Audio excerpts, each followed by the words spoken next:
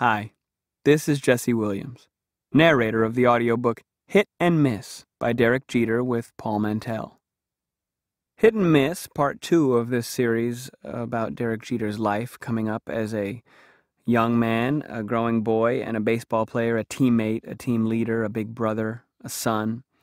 It covers an important part of maturity, which is learning how to be responsible for your actions, which is learning how to think before you act, and really getting comfortable and familiar with the reality that there are consequences for your actions, and doing just what you want to do isn't always necessarily the right thing to do.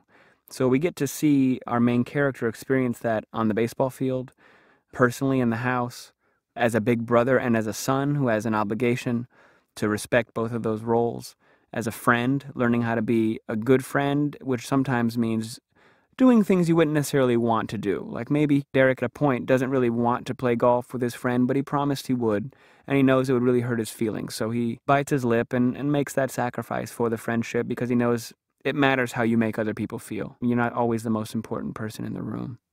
I really relate to the material explored in Hit and Miss, as well as the previous outing, The Contract, because baseball really taught me a great deal, let me walk through and make a lot of mistakes and learn a lot of lessons about leadership, about being an individual, but also about being a teammate. And some of those lessons are reflected in this book because it involves having people count on you and getting yourself back up after making mistakes. It's very easy in baseball, just like life, to feel like you're in a slump, like nothing's going your way. Like even though you came prepared, somebody threw you a wild card. The test was different. They changed the time. You didn't realize that they were meeting at this place. Other things that were felt out of your control can easily set you back and make you feel frustrated in terms of preparation and lose your motivation in preparing in the future. But one of the kind of shining lessons throughout these works are you have to do the best you can at all times. And you have people counting on you to do that, and people that put you in a position to even have a chance to achieve your goals. So you owe that to them and you owe that to yourself. I find that I do connect with some of the characters in Hit and Miss, particularly Derek's character and Dave, because I know what it's like to move to a new neighborhood. I know what it's like to be around new kids in a new school and a new environment where different sports are focused on instead of others. There's a lot of elements of kind of culture that if you come from somewhere else, they just weren't the same. I came from a place that really we just played basketball and baseball and American football, and then I moved somewhere else where everybody played soccer and lacrosse.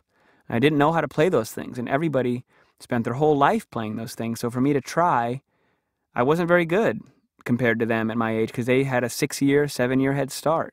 And you have to decide whether it's worth it to keep playing and suffer the embarrassment and the awkwardness and the discomfort of trying to work out the kinks in a sport in front of everybody else, in front of girls, in front of your classmates, in front of your parents. Is that worth it, or you just want to quit and do something else? Especially when you're very competitive, as I was, that can sometimes force you into situations that you didn't expect to be in. So I can really relate to Dave powering through that and saying, you know what, I'm going to learn this. I'm going to learn this sport, and I'm going to get through it. And I can also relate to Derek making some sacrifices for friends to make sure they feel comfortable.